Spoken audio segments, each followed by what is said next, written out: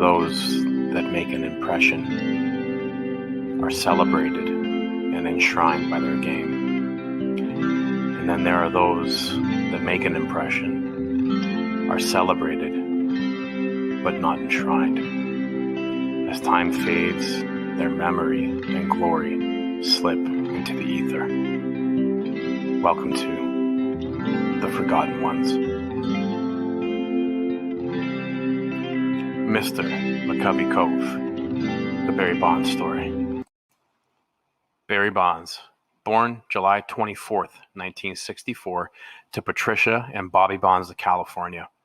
Barry's dad, Bobby, was an accomplished baseball player, playing a better part of 13 seasons in the majors. Bobby bounced around the league a lot, even sparking lyrics to a 1981 song, Bobby Can Play for Everyone. When Bobby retired, he ranked 12th all-time in stolen bases. Bobby was one of three brothers, his younger brother toiling in the minors for several years, unable to make the jump to the show. Barry literally grew up in this game and got used to the grueling schedule of baseball from an early age. He was built for this game. In 1986, Barry broke in with the Pirates. The Pirates were a last-place team, finishing 43 games back of the Cardinals in the '85 campaign. Barry had a productive first year with 16 home runs and 48 RBI and 36 stolen bases. The Bonds stolen base gene was apparent in Bobby's son. However, the '86 team finished 44 games back of the Mets. In '87, the addition of Bobby Bonilla, the Pirates started to dig themselves out of the cavern and only finished 15 games back in an AL East that was very competitive that year. Barry's home run and RBI numbers increased and his stolen bases were steady. In '88, the team finished in second in the NL East, 15 games behind the powerhouse Mets. Bobby Bonilla was putting on a show, racking up 100 RBI to go along with 24 home runs. In '88, Barry's strikeout numbers were coming down and his walks were going up. For a 23-year-old with aspirations of being the best, he was certainly on the right track. In 1990, the Pirates won the pennant. This was large in part due to the breakout season of the now 25-year-old Bonds. He blasted 33 home runs with 114 RBI and 52 stolen bases. Bobby Bonilla was moved to left field to make room for Jeff King at third that year, and Bobby and Barry formed one of the most formidable outfields in the majors. But that run came to an end in 1993 when Barry landed a lucrative free agent contract with the San Francisco Giants. Barry was now wearing the same jersey as his godfather, Willie Mays. Barry was going to even switch his number to that of Mays. However, with public outcry and media scrutiny, it stopped the Giants from unretiring Mays' number. And Mays did give consent to have Barry wear it. Instead, Barry chose to honor his father, donning the now infamous 25. In Barry's first 4 years with the Giants, he hit 197 home runs, and on August 23, 1998, he smashed the 400th of his career. But there was more. He also became a part of the exclusive 400-400 club, of which there is only one member at this time. 1999 was an injury-riddled year, saw his numbers decline, but accolades were rolling in as he was named the best player of the 90s in a Sporting News list that had him ranked 34th in the 100 greatest baseball players. The list was then redone in 2005 and had Barry 6th, behind Ty Cobb. 2001 was a year to remember. Barry was on a mission. By the All-Star break, he was sitting at 39 home runs, including his 500th career milestone. He also had 188 walks and a .515 OBP. An OBP that high was not seen since the time of Mantle and Williams. He ended that year with 73 home runs, and this is just a few years after the epic home run chase with Sosa and McGuire. But now that record was broken. For the next 5 years, the numbers would continue. The walks, the lack of strikeouts, the slugging, the home runs. Barry was in an unconscious state at the plate, becoming the most feared hitter in the game. But all of that was leading up to one thing. And on a sunny day in Oakland on May 20th, 2006, it happened. Barry hammered a home run that tied him with none other than Babe Ruth, 714. 8 days later, 715. He was now alone in second place all time, only behind one man, the myth, the legend, hammering Hank Aaron. He was now 18 home runs shy of the 733 mark for the league record, which was previously to this day an almost unattainable record. On September 22nd, 2006, Barry did just that. He tied Hank in Milwaukee, which is fitting. He then followed up the next day with a solo shot that just leaked out over the right field fence. This marked Barry's final home run of the season. Now, Barry was in distance to catch the career mark of 756, again held by Hank. Barry needed only to amass another 23 home runs to do so. But you could tell that Barry was tired. Small, aggravating injuries, and not really seeing the pitches that he wanted to. By this time in his career, it was almost safer to not pitch to Barry than to actually pitch to him. The time was coming where the bell would toll on his career. But could he get there?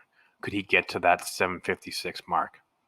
All he needed was another streak, 10 to 15 games where he was seeing the ball really well.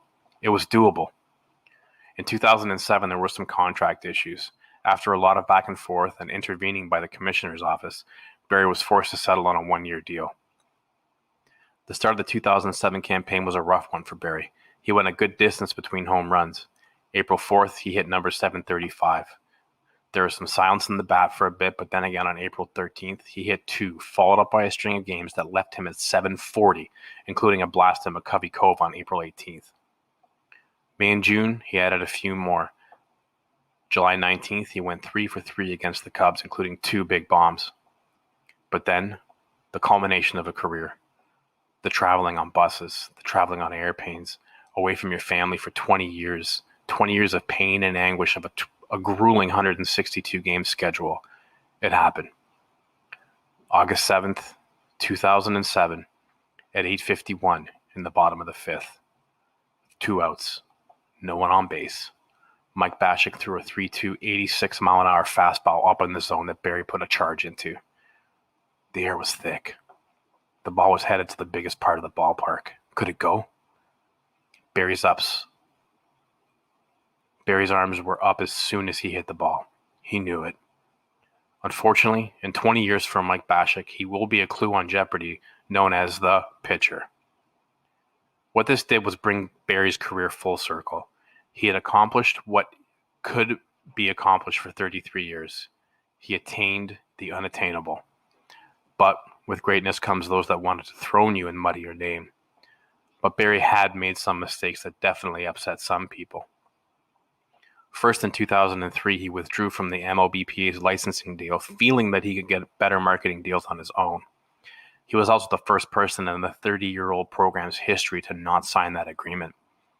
This left an association of players and players past feeling that Barry was thinking he was better than them. Then if things didn't get worse for him, the Balco scandal jumped up. Things did not look good as Balco was headed by Greg Anderson, who also happened to be Barry's personal trainer. Barry was in the middle of an epic home run chase, and the thought of steroids being brought up is something that started to tarnish his image. A lot of reporters will tell you that he wasn't the most pleasant person to deal with in the scrums after the games.